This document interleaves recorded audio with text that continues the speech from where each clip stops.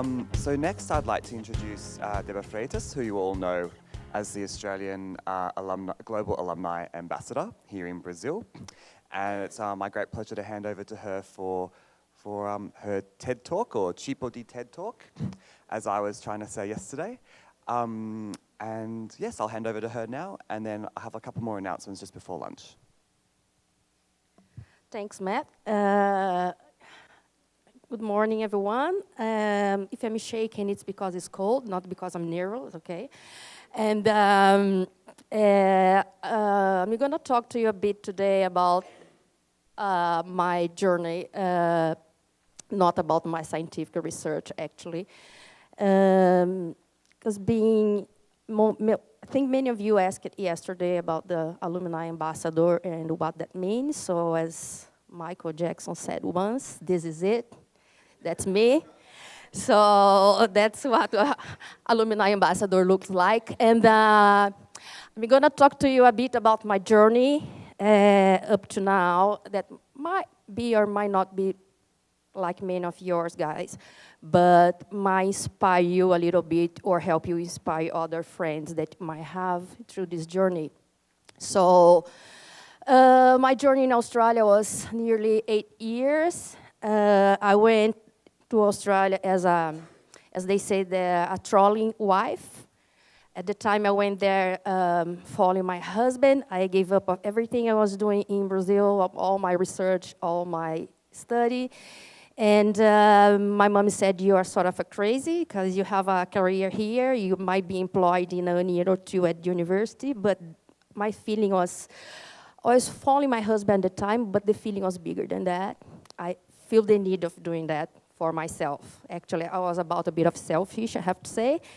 And this presentation, following Camila's one, you're going to see that's a bit of selfish because I'm going to be talking a lot about myself. But I hope you can take some messages and some inspiration for, as I said, for you and for your friends. So when Luisa passed by for us to do a TED Talk, so there's some inspiring messages here that I hope you can get from this presentation that's about engagement with Australia and Brazil, about government engagement, and also about outcomes of interaction. So I'm going to try to talk about almost 10 years of my life in 20 minutes. So just be brave and stay with me, okay? So that's me. It's a little pretty girl, I know that. Thank you. That's me in Rio Grande do Sul. Rio Grande is the biggest beach in extension in South America, I think, and it's in the world. It's Casino Beach. So my link with coast and with the sea starts very early in my life. So that's why I ended up doing oceanography, coastal management. Probably there's a lot of influence with the environment where I used to live. And the challenge for me, and probably for many of you that are here today, all my life, I have been studying public schools. At the time when I did public schools, the English was not very required. So my first, I think, encounter with English was in 1995, wow, when I started my university. So it was a big challenge for me to be here today, despite of all these things. So that was a big journey. That's where Rio Grande is located. So we have to turn the entire globe, probably, to end up here in Townsville, in Queensland. Elena knows quite right the place. Who else has been in Townsville here? Oh, quite a few. So you're going to be very lucky to see some images here today.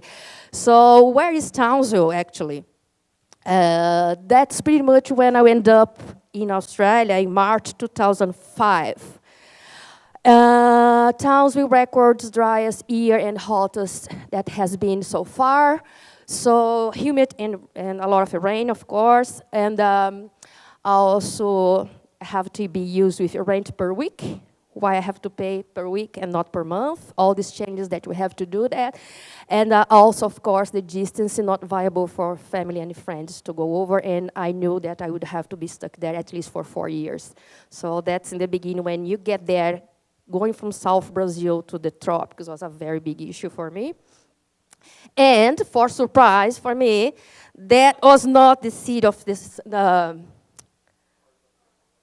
Yeah, exactly, that ones. And they are very nice, but I discovered very late that that was another towns in the United States, so I ended up going to the wrong place. But this was a magic thing that for me still today, and I'm glad to talk to you about that. When you arrive in towns, your luggage, it's open for the public, so everyone can catch up with the luggage if you want to. Not the big airport, Sydney or Brisbane, but in Townsville, it's an open area. So I said, wow, I'm lucky if I get my luggage here, but it's still up last year that I have been there in September, it's still the same thing. So your luggage is open to the public, and everyone there, if you want, they can get your luggage, and that's it. But we are in Australia, and it's another place, so no one touched my luggage, and I arrived, everything okay. So sorry about the Portuguese here in this one. We have to get used to all the Australian slangs, so probably it's not very new for you now, guys, especially the good day, mate. And I thought that many of you had a lot of trouble to understand that in the beginning. And also all the friendly environment that you can get when you have in Australia, the multicultural environment that we can get there. So I think most of you that has been there has been sharing the same experience that I had. And especially for those of you that have been in the tropics, all the mozzies, and not also in the tropics, I heard, and I have lived in New South Wales, so you had quite a lot. So this is the typical Australian hat. Some of them not used that much, but it's a joke. And but this happened with a friend of mine in New South Wales, just walking close to the beach. And, all the jokes about the Oz act, bye-bye. And, of course, Vegemite. How many of you here like Vegemite after your experience in Australia? Well, we do have quite a few. That's not bad. Matt, you don't? Oh, my God. I tried a couple of times, I have to say, and I still have at home now, but I can manage. Fish and chips and the Barbies, you guys got used to that very, very easy, I guess, and we do miss the Barbies in Australia. They are, of course, not compared to the ones in Brazil. We say that we are the best one in barbecues, but I have to confess I miss the Aussie way to do Barbies there. And, of course, at Townsville, when I end up being beautiful place because of the Great Barrier Reef, but the waters, they are not clear as I was expecting because a lot of the rivers and the rivers that we have there, and of course all the crocodile alerts that you have in the tropics. So for those of you that have been there, it's not a surprise, but for others it might be. So stingers, wow, that's the place that you have to be in sort of a enclosed to be able to go to the beach, and I said that's something new, it's interesting. But after I heard that they are they are killers, and then you start to be a little bit afraid of, and you have to get used to that. And the amazing thing, when you go to the tropics, you have to get dressed instead of undressed to go to the beach. So if it's a stinger season, you have to get yourself dressed to go to the beach to protect yourselves, because they are very, very dangerous. And of course, those beautiful ones here, that the firefox, for those who doesn't know, this is a picture, actually, that I took. That was my bike line. The first time that I was biking home from the university, and I saw that black cloud. And I said to my husband at the time, oh, that's a beautiful sky. But he said, that is like a bat. And I said, what? So I ended up being home 15 minutes earlier than him because I was so fast biking. But then after a while, I shared my office with a child life care. And she used to get her little bath inside the office because she had to take care of him. And he started to fly inside our office. So he used to fly over me. So I get off my fear of bath after I share my office 2 years with a wildlife care person. So they are very nice, but they have a very, very big, what they call here, for the biologists, is sort of a nail. Yeah, and they're very dangerous. So once I get one here in my mouth, when he was flying at my office, but it was a very, very nice experience at the time. And well, the arrival, all the Australian animals that we can get through. The cyclones, of course. I don't know if Elena stayed there over the cyclone season. It's just too short. But I got everything in 2005 when I got there. Cyclone Larry was over, and I said, how do you prepare with the... Actually, it was 2006.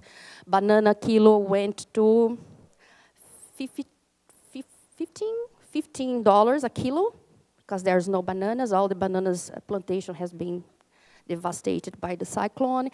And we didn't know exactly how to prepare for the cyclone. We have a lot of tips from Australian friends. And went up the other day waiting for the cyclone. And I said, what are we going to do? We got a very nice bottle of wine. And then we prepared everything, that we have to do. And we went up, wake up in the morning, and everything was devastated. But at least I got a very nice sleep. It was a very nice year about the Cowboys, the rugby. They take very seriously in Australia. And I'm going to get very fast because I just have 5 minutes. And end up starting my studies at James Cook. I went there and applied for an international scholarship because I didn't have anything to do. And I got very, very desperate when I discovered that I was sort of a housewife for 6 months. And I said, that's not my thing. I have to do something else. That's pretty much what the office is like. Most of you might be identified with that. That was not mine. It was my husband's at the time, and I got very upset about that. So we have to split tables. We have 2 desks. And all the Townsville environment and the James Cook University campus. Conferences and cultural events, you guys. I know that many of you that have been some time in Australia, you know that you have many, many opportunities to do and to travel and to do research while you are there. Overseas conferences, and I had luck enough to be able to organize one of those conferences and bring it back to Brazil. So many Australian partners make the first time in Brazil through some of the conferences that we organized. And of course, get immersed in the cultural life. That's what I did before I started and during my first years of my PhD. After that, you don't have much time for that anymore. But enjoy and take part of the multicultural life and the social events that you have within the university environment is very important for your survival when you're doing research over there.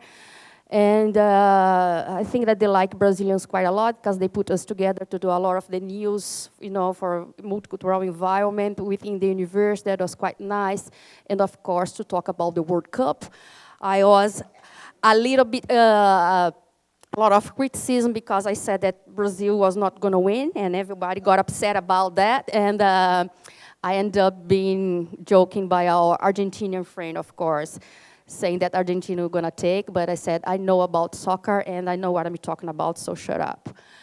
And of course, research. I did a bit of research involving the reef, about public policies and management of the Great Barrier Reef. And of course, we had to do the extension and got the news to the public, and that's what I did, a part of my PhD as well.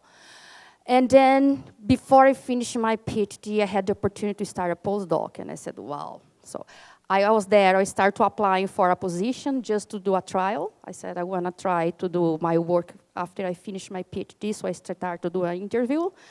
And then for 1.5 years, I write my PhD, and I did a postdoc for 1.5 years, so no social life. All the weekends I have to dedicate for my PhD. But that's something that I have to do, so I did accomplish that, but I didn't have social life for 1.5 years, and I don't regret that because it was a very good experience. And of course, all the academic life that you have to do as part of research, publications, reviews, and all these opportunities to publish with international names that we might not have the opportunity if you haven't done this international experience. It's quite rewarding. I had the opportunity again to do another postdoc, that, this time at the University of New South Wales, down South Sydney. Was a very big collaboration, so that's why I know quite a lot of the university in Australia, and I have traveled in Australia and do this project here. And of course, we did quite a lot. That's why we talk about collaboration here, and I'm quite comfortable to say that many of the interactions and collaborations, we have to push ourselves and put the universities together through MOUs, that Memorandum of Understanding, two universities working together. So once I was there, I did this with James Cook, with University of Wollongong, and other few universities in Brazil that we still doing collaborations through these MOUs. Because what happens sometimes, these MOUs, they get lost in the way. Those of you who work with internationalization might know that many universities in Brazil still don't have internationalization office. So it's quite common that these papers or these agreements get lost in the bureaucracy way. So we had to handle this in hand, and I did this last year just to make sure that we had the MOU with James Cook University renewed again. So when I went there, I put in hands, and the person signed, and I bring in hands back to Brazil. So that was pretty much, things hand to hand, actually. And for those of you who plan to come back at some times, there's a lot of opportunities in the university in Australia to increase your capacity building. If you're doing a PhD full-time there, or if you know a friend that you're doing a PhD full-time there, that's not a lot of lectures that as we require to have here in Brazil. So you have a lot of time to do your research and to improve your capacity building through a lot of these professional courses that they offer there, most of them for free. So just a couple of reviewers here. That was my friends in New South Wales. They are quite dangerous sometimes. I was not supposed to feed them, but I just did. So it's just amazing. They call to your door and they start to ask you for food. So that was my time mostly in Australia. One PhD, that's the balance that we talk about, majors, 2 postdocs, friendships that I think that's most important. Most of my friends, I did a lot of activities within the university, but most of my dear heart friends, they are out of the university, so I think that I took a lot of good time there. And I think the most important things that you guys might have gone through is the perfect balance that I call the perfect balance between work, hard, and life. I think the Australians have this balance quite right, and I feel that is just perfect for me. In other cultures, you might not find that balance quite well, but I think that Australians, like they say, they work hard and they party hard. So I think that this balance, it works for most of us. And my daughter, I know that Nicole planned more than I did. Where's Nicole? I just had one daughter, she has 2.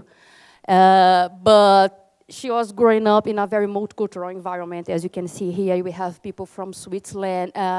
Nang is from Thailand. This guy here is from Hong Kong, and she's from Philippines or some of those islands there. So that's also a part of the environment that you can get in any Australian university, the smallest or the biggest ones. That here, probably in Brazil, we just have, if you are in a big university, and even then, it's not as that multicultural as we have in Australia.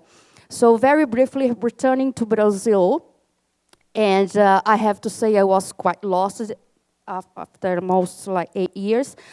And I did another postdoc, and then I started doing a public position, as most of you are doing after finish your stuff. I just rented, after talk with Camila's talk, I know I'm questioning myself if I'm gonna be still, in this path. I think that I have bigger dreams, and but for now, I'm quite happy teaching. And then by end of 2015, I had just started at UNESCO, and I said, okay, I'm teaching, but I'm still feeling that I have a lot to share. The sharing that's not the Facebook sharing sort of thing. And then I received an email. That was an email from Nicholas Johnson. That was just before Matt.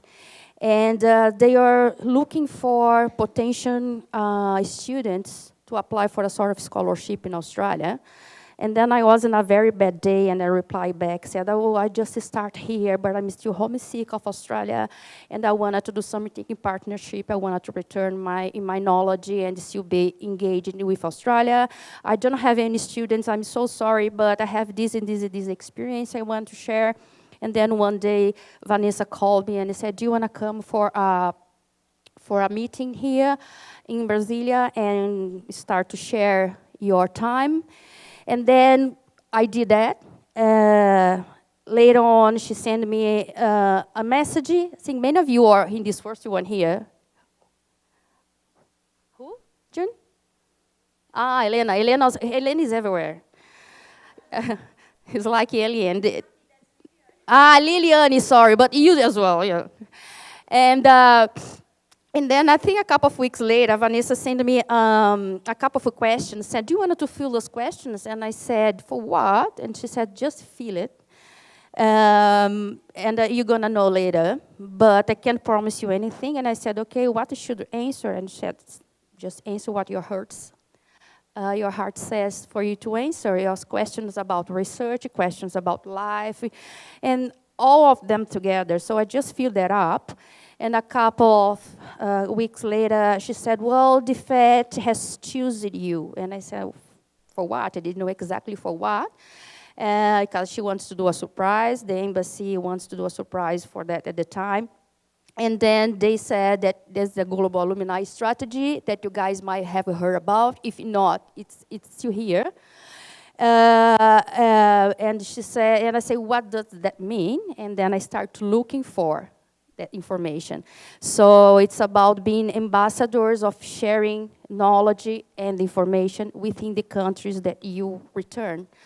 Really to keep this linkage that most of you are guys doing, and it's a voluntary base, within your countries, just keeping this connection between your country and Australia.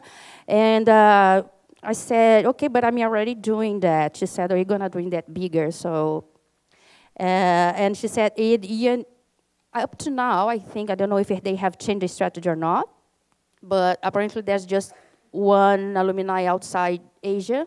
There are 12, so that's me. And that's it. So I have Australia's Global Alumni. They define many of you. I think all of you are, and you can feel this profile here. So I'm very lucky to be in this place today, and probably next year might be one of you. We don't know exactly how the strategy is going to play up. But I think that all of you that are here in this room today, you guys feel this profile here. So I'm very lucky to be the first one, but I'm sure that most of you are going to be feeling this in the near future. I just have a very short video that I'm going to see if it plays or not. That's about what means actually being a global alumni. And that's a very, very interesting 2.5 million international students have been attracted to Australia's outstanding educational institutions. Connected by a world-class education, connected to a world of possibilities. These international students and the talented Australians who study overseas make up Australia's global alumni. Now current and future leaders, change makers and innovators, Australia's alumni span to all corners of the globe. Australia will connect, mobilise and celebrate this global alumni community as we face the challenges of the future together, united by a commitment to education, business and innovation.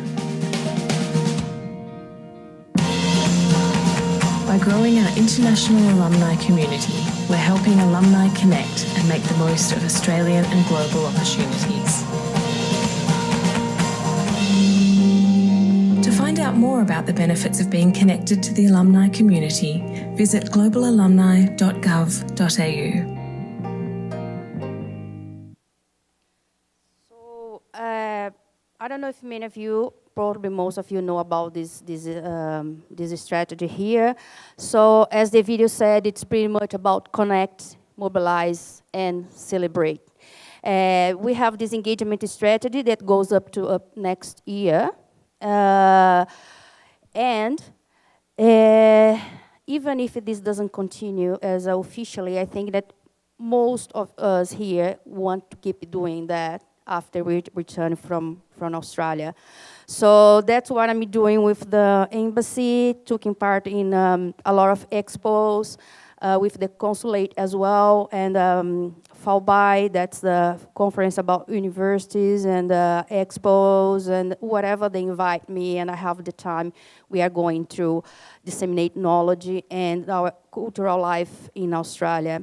So that's one of the missions that UNESCO endorsed me to go in 2017. That was pretty much to visit a lot of universities in Australia, most state and local university from São Paulo. So they had a mission to go in Australia to talk about and to meet a lot of partners. So I did part of the commission in 2017. And just last year, I had the opportunity to go back to my home university, James Cook, and be able to do a lot of research again, and teaching. I do a bit of teaching, so instead of being a student, I ended up returning to my home university, being a teaching at this time, and about to finish my time here. So that I said, and also research and networking, it's quite important to do that. So take opportunity that you guys have, that I know that many of you are having, especially in publications, and keep doing your network. It's quite important. So I know that Camila got to you many of words, and I gave you here 4 words today for us to keep trying. That's persistent, patient, adaptation, that we have to adapt for all the situations, and engagement.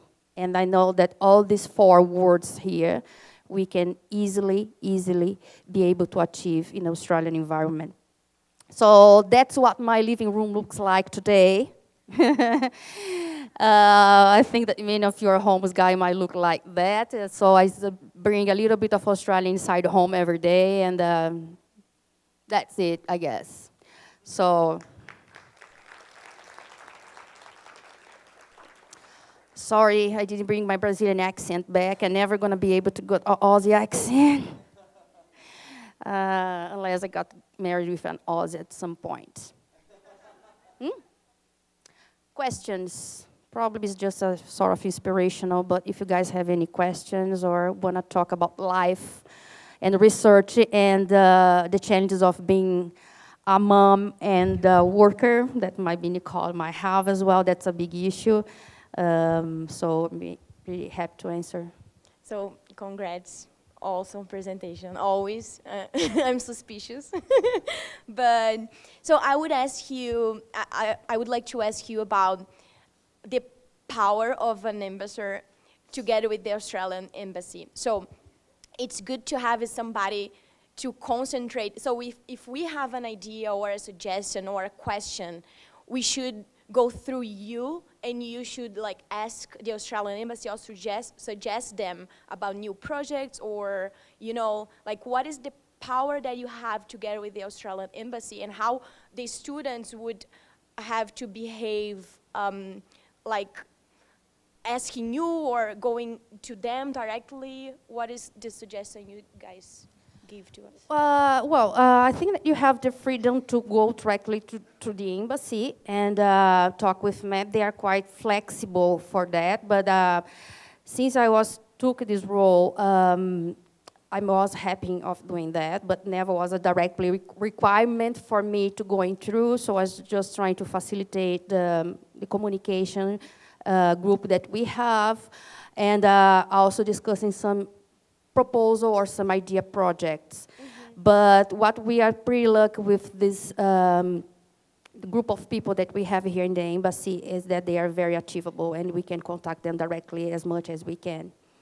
But one of the roles, and I think that I have been discussed that with some global alumni, but I never get any answer back. We have to talk about that strategy at some point, it is actually really to facilitate and to take this role of the ideas and projects and sort of concentrate them as a sort of pack and then talk to the embassy for that. Because if it's not happening yet, I think it's a really good idea. Just have you listening to the students and bringing the ideas and discuss with the students, maybe like improving it before it becomes new project. Exactly, and this was the discussion that we have, but to do all similar to the global alumni network. But then each embassy has a different budget for doing things, and probably this is probably going to be the strategy next time to get together and doing brainstorm sessions as this one here.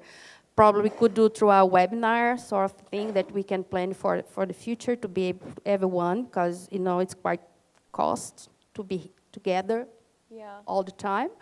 So probably some of those strategies, like a webinar to doing discussion groups as the one that you have facing in Australia, that you said that you can get in and brainstorm ideas. I think that's a good point to keep engaged and developing ideas for that. Yeah, so something that I would like to bring to you, all of you, is some students have difficulty finding collaborators in Australia. So it would be nice to have somebody like you as a bridge to, advise the students how to do it and show the websites, show how can you start a conversation. Sometimes it's just advising. And I think that would be really good to have somebody like Débora too. I have been doing that quite a lot, not as much as I like, but it has to be a requirement for doing that. I have been doing that for some of you that are not here today for the old group, and for some students who go to the website and find myself and say, look, I'm going to this university and this is my field, can you help with that? And if I don't know the university, because some of them, they're quite, you know that there's James Cook, that's marine biology, the big field. There's other universities like RMIT, that's technology is a big one. So I have this big knowledge about the entire thing, but if I don't know, we just can get up through and via through the embassy as well and get those information. So I have been doing that in sort of a small role, but I know that we can increase. I think because this is a sort of a strategy that is still building, starting 2016. I think there is still a lot of potential to go up, a lot of ideas for that one. Okay, thank you. Anyone else? We can take one more. Sorry? The question is, what do you teach? Yeah, I teach, I research, and I do extension and gestão as well. So all the, who said about yesterday? The superhero was Carla. Was the superhero teacher, that's me. I'm an example of the superhero teacher. But I teach mostly for marine biology and coastal management students at UNESCO. And my field is coastal management, environmental education, planning, what else, ethics and environmental law. And Thank you. It's like I said, after Camila, I have been very selfish talking about my journey, but I think that most of you can feel in that, in that spot, and probably give you an example of your friend, guys, of how things can develop. And I also have this need of not just doing my research and be, inside the classroom, but also to do something like the sharing, the really mean of the word of sharing, that I think that we have to come back to our country and disseminate that seed, and keep doing things, and the opportunities are gonna come. You don't have to do exactly what we have probably planned or what we should said. After Camila said, you can develop and do anything else that you want. That probably is the professions of the future. I did the normal path, the normal path of graduation, but I think that now I want to do more about work, and question about my future job now. because probably, I mean, developing other skills after Camila's speech, and I might think about another ways of, you know, keep doing my professional life. All right. Let's round of applause. Thank you.